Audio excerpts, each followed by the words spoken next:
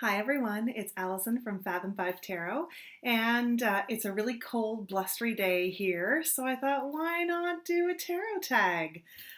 This one was actually really hard. It involved going through your decks and picking out your favorite majors. And like everybody else, I'm sure, is saying, I reserve the right to change my mind at any millisecond after this. After I stop the recording, I might totally change my mind because this was really, really, really hard. And I just went on gut instinct. So I'm going to go through the majors and talk about which ones I like the best in this moment. And maybe talk about some runner-ups. Maybe I didn't pull any of those out, but here we go. So I already sort of pre-sorted them. And yeah, let's talk about it. Oh God, this was so hard. All of them were so hard. But there were some cards in particular that I found insanely hard. So I'll talk about that when I get to it. But for my Fool, I chose the Fool from the Lowrider Dachshund deck. I've talked about this deck before. I think I even mentioned it in my last video. But this beautiful deck only has Dachshunds, and it's the Lowrider deck because they are low-riding dogs, and it's all horizontal. Oops. I already dropped my first card. Fantastic. I like this Fool because, you know, the dog is often incorporated into Fool imagery, so it's a real no-brainer for this deck. But also just like the joyful abandonment of running fast. And look at those giant flooping ears. It just cracks me up. And the butterfly is a recurring motif in the deck, so it's really cool that that is here. We've got the flower. Like, there's just all kinds of really neat things. But it's just such a joyful Fool, and I love that sense of abandon. So that is my choice for the Fool. The Magician card I chose from the Spirit Keepers Tarot. By Benabel Wen. Oh, sorry, I should have said the first deck is by Melissa Weatherspoon. I'll put links to all of these below. This is the Vitruvian edition, so it's more sepia than black and white, which I actually really like. And I just think there's so much detail in all of her cards, and they're so beautiful, but this one is just so magical. And I love the elemental energies and the as above, so below, and divinity and man, powers of the spirit keywords at the bottom. I just think it's a really beautiful card. Like, all of her cards are so beautiful, but I chose that for my Magician. For my High Priestess, I chose the Muse Tarot by Chris Ann, and I think it is a stunner. If this is a card of mystery, then this just screams mystery to me. I think it's so beautiful. This happens to be the mass market because I had it out. I also have the indie version.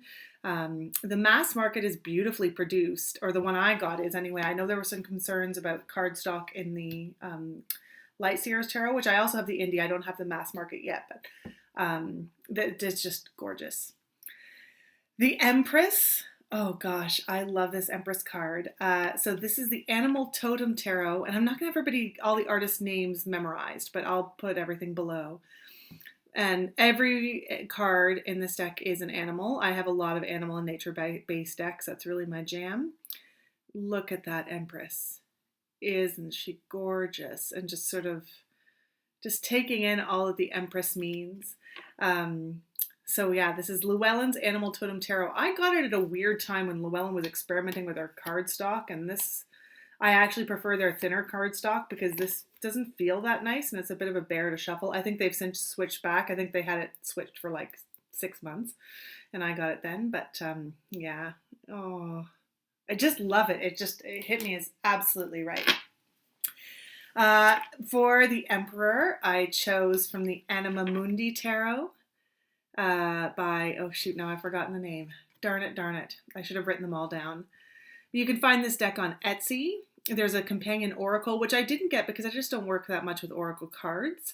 And I have some lovely decks that I do enjoy, but I just really try not to spend my money on oracle. This isn't too dissimilar from the Wild Unknown Emperor, but I just love the majesty of that tree. The art style in this deck is so stunning. I just love it. And you'll hear a couple of times I have a real tree thing. So that's my choice for the Emperor. I think it's so gorgeous. The Hierophant. Well, I think this is such an important card. It's not generally one. It's not one I really look for. It's not a make or break card for me. Um, but the Hierophant that I chose was from Joanna Nelson's Whispering Spirit Tarot. Do I have that? Is that Joanna Nelson? I think so. Um, and this is such a personal reason. This is a very whimsical, childlike, dreamlike deck.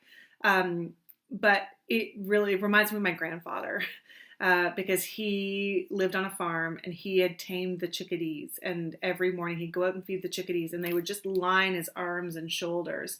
And like this little dude here at the bottom, like I wanted so much for a chickadee to land on my hand when I was a little girl, and I'd try to stay so still.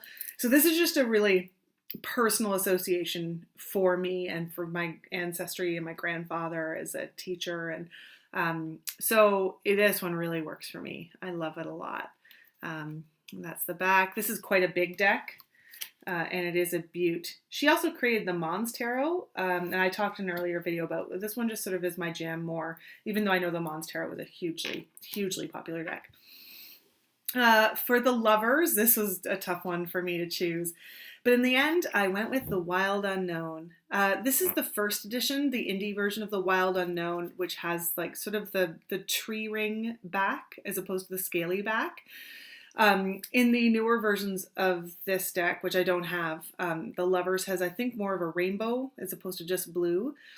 And this one was absolutely just based on what I'm seeing in my everyday life. I live near water and I'm in Canada.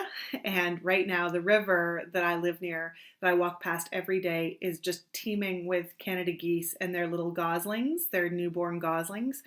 And they're so cute. But what you really see at this time of year with Canada geese is how intently they pair. They look after their children together. It's very much teamwork and working together. And often families will band together. So you'll see like 3 pairs of parents with like 20 little goslings, and they'll sort of shepherd them all together. They raise them as a community. And I just think that's so beautiful. And they're so incredibly bonded. And so that for me was my lover's pick. The Chariot, I chose the Crow Tarot by MJ Cullinane. I don't know the pronunciation of her name.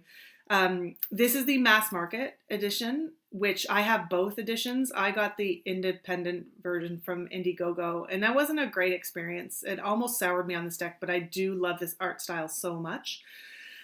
And the mass market's better. So I just love it. And just something about this, like the crow flying through the clouds and the moon and the texture of this card, I think is so beautiful. It's a gorgeous, gorgeous deck. She has a deck, I think, on Indiegogo right now, and I can't think of the name of it. Darn, it looks gorgeous. But based on my past experience, I think I'm just going to wait and see until after the campaign and then just sort of see where it comes out there. Now, Strength is one of my make or break cards. If I don't like the Strength card, I won't get the deck. And for me, it all has to do with the relation. If it's going to be a woman and a lion, that traditional Rider-Waite-Smith imagery, there has to be a gentleness to the Strength. I don't want to see overpowering. There's one deck that does have overpowering that is still in my good books, and that's the Mythic Tarot, because I love that deck so much.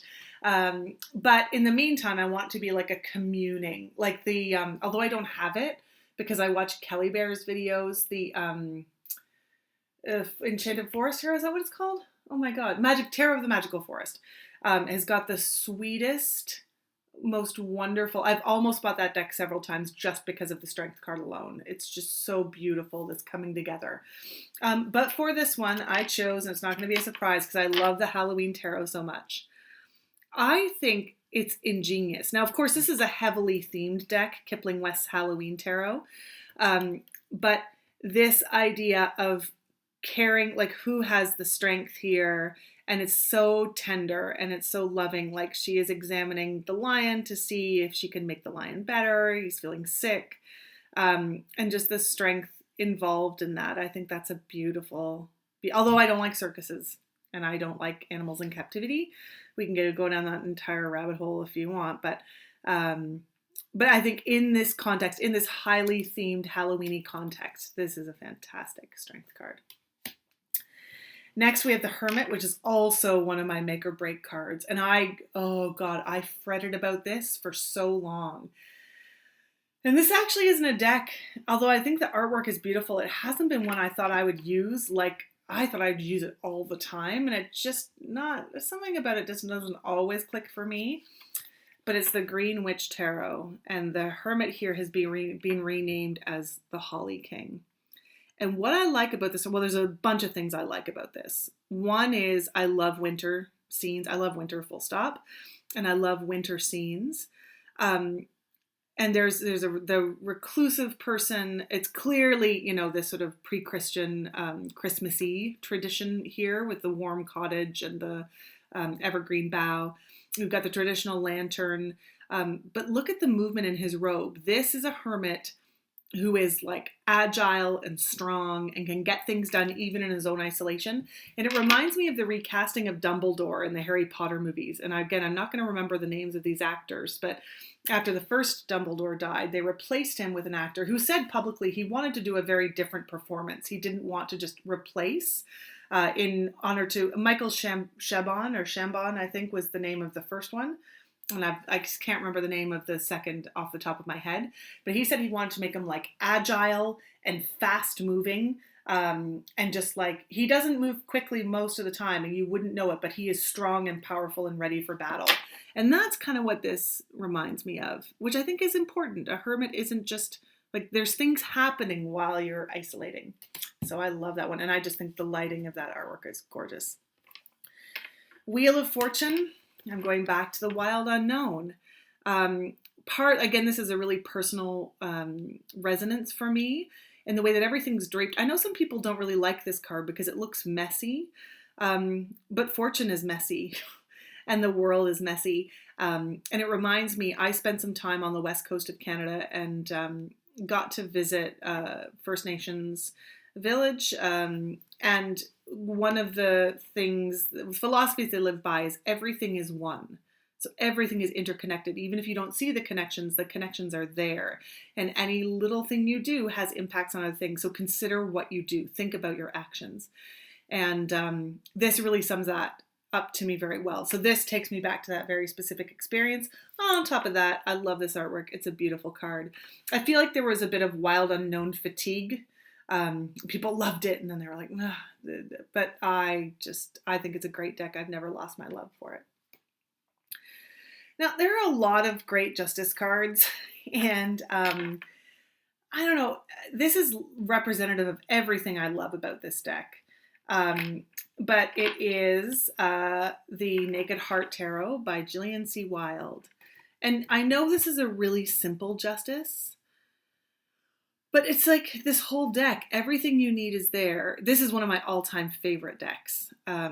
And just like the lushness of the color against the stark contrast of the black and white, the perfect balance here, the astrological association, the black and white.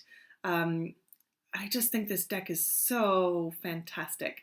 And so this is sort of one of the many, many cards I just adore. I thought about putting the Naked Heart in here as a cheat because it's an extra card. And I was like, what about all my extra cards? But I was like, oh my God, I will never make this video. It's going to take me so long to plan it. Because choosing these cards took me like 2 days. The Hanged Man. Again, this isn't a card that I really think about a ton, although it has come up for me a bunch. But it's not one of my make or breaks. But when I saw this Hanged Man is what made me get this deck. And it's made an appearance in this before, so it's the Whispering Spirit again.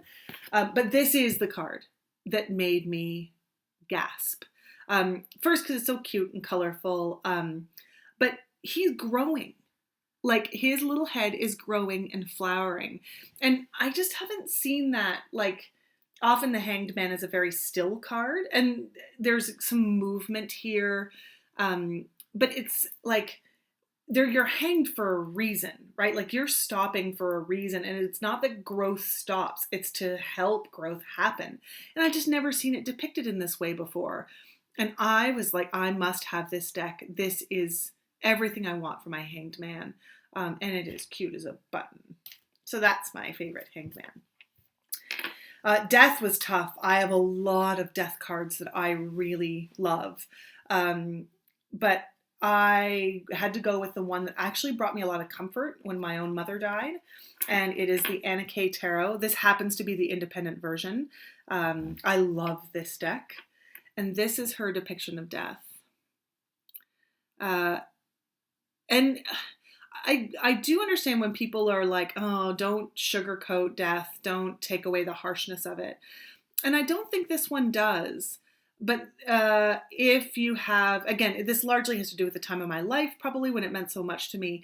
But if you have known someone who has suffered greatly in their approach to death, this guiding hand, like this to me is not a trick. It's not like a temptation, like a devil card. It's very much like we will go to this next world together, and this will be an adventure that your next adventure. There's something really vulnerable about it, and I just think it's a real beaut. And again, a really unique take on the death card, without taking away. I mean, we've got the scythe, we've got the dark angel imagery. It doesn't take away from the difficulty of it, but it's sort of a bigger look, maybe. Temperance. Oh God, there are I'm gonna say the same thing every time. So many beautiful temperance cards. Blah, blah, blah. But for this, I went with my gut and I chose the Gill Tarot. I think this is a gorgeous temperance card. Look at all the balance in there. The rainbow and the blue sky and the cloud and the fire and the water. And the arms pointing opposite directions. I just think it's really it's a beautiful part of a beautiful deck. This is the reprinted one that just came out last year or the year before. I haven't used it a ton, and every time I do something like this, I'm like, why aren't I using the Gill Tarot more? Because it's a stunner. I think it's so cool. The Devil. This one I chose because of it's sort of hard to show it out of context, but it's the Anima Mundi Tarot, and it's the only card with a person on it. And I think this really speaks to the idea of being your own worst enemy and struggling with your own demons. Obviously, this can mean external things as well. The Devil card, you can see the change that are going out of the card. But I like this idea, like start with you and then radiate outwards if you're struggling with that as much as you can, knowing what a challenge it can be to deal with those things that you're struggling with in your life. So alongside all the animals, I think it's really cool that there's this one human and this is the card, and very cool. The Tower, I chose another deck I just love, the Tarot of Trees by Dana O'Driscoll. And there's a lot of great tower cards, but I love the incorporation. Like, you can read this card so many different ways. So we've got the traditional tower energy and the rolling water. Is the tree trying to save it? Is the tree pushing it over because it's time for this thing to be over? Is the lightning going to strike the tree next? I just really like the blending of animate tree, but like living, and rock, building, solid, being sort of crushed by the lightning. And I just think it's a really cool take. This is a great little deck. If you love trees like I love trees, then this is a fantastic little deck.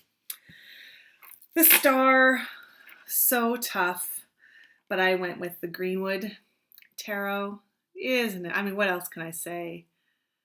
I do love the idea that it radiates out over the world, this sort of global idea of the star. Ooh, so pretty.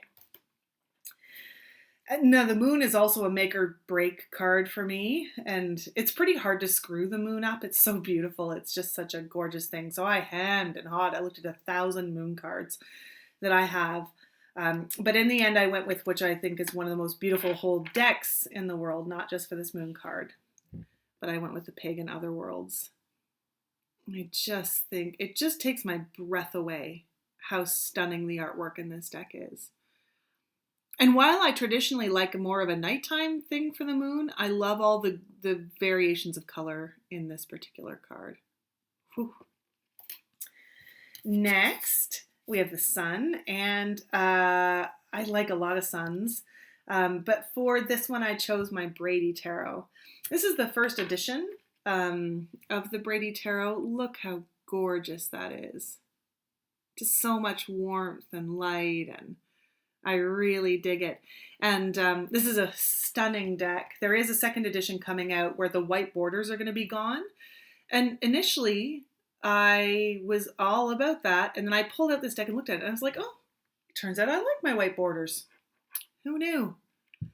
I don't know what accounts for my taste sometimes, but I'm not going to get the second edition because I love the first edition so much. Oh, it's such a beautiful deck. Judgment. Again, this isn't a card I think about a ton. There's a lot of Judgment cards that just don't do a ton for me. But this one just took my breath away. This is from the Spacious Tarot. And look at this. I think it's so open to interpretation. Oh, I'm sorry, let me get my fingers out of the way here. I just like going the path towards something, but you know it's going to be sort of cold or difficult on the way, or sort of looking up to what's ahead. I just think it's a stunner. It's one of my favorite cards in the Spacious Tarot deck, and a deck where I like every single card. And then finally, the World. All of my favorite World cards have trees in them because I love trees so much. And so then I had to like sort out all my decks with World trees. The Greenwood Tarot's got a fabulous one. Of course, the Tarot of Trees got a beautiful one. But in the end, I went with just the stunning simplicity. And every time I see it, it just makes me smile, of the Anima. You can see the phases of the moon there. I love the dark moon underneath the roots of the tree. I love the tree as the symbol of the world. It's just such a beautiful card. Although the really close contenders for this World card with trees in them, Greenwood Tarot has a fabulous World card, Tarot of Trees. There's one more that I'm just sort of missing. I can't think of it right now. Anyway. Woo! Oh, it was a little more than 1 minute per card, but thank you so much for watching this video. I'm so excited. I love watching these ones to see what everyone else picks, and I hope you have a wonderful day.